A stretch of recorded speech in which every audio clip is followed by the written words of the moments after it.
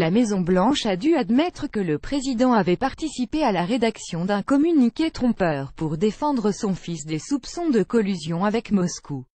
Le Monde 8/2017 à 6h34 mis à jour le 2/8/2017 à 7h07 par Corinne Lane. San Francisco, correspondante. Ce n'est pas tout à fait un rebondissement mais le signe que l'enquête sur la rencontre entre Donald Trump Jr. et une série d'intermédiaires russes, proposant des documents compromettants pour la candidate démocrate Hillary Clinton, se rapproche du président lui-même.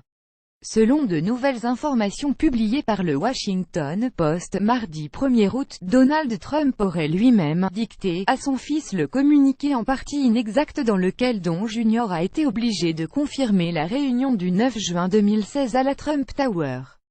Si elle a réfuté le terme « dicté », la porte-parole de la Maison-Blanche Sarah Sanders a dû reconnaître mardi que le président avait « contribué » à la rédaction de cette déclaration, un aveu qui relance les soupçons de tentative de dissimulation ou d'entrave à la justice, et qui pourrait conduire M. Trump à être questionné par le procureur spécial Robert Mueller.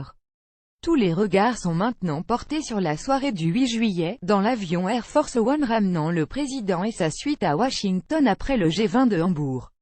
Quelques heures plus tôt, M. Trump a eu un long aparté avec son homologue russe Vladimir Poutine, pendant le dîner de gala. Comme il l'affirmera lui-même dans son interview du 19 juillet au New York Times, les deux dirigeants ont parlé des adoptions d'enfants russes aux États-Unis, un dossier qui dans l'esprit du Kremlin est indissociable de celui des sanctions contre la Russie, ces sanctions que l'entourage de M. Trump se proposait d'alléger dans le cadre d'une remise à plat globale des relations bilatérales. Dilemme. Au même moment, ce 8 juillet, son fils Don Jr. est aux prises avec un dilemme.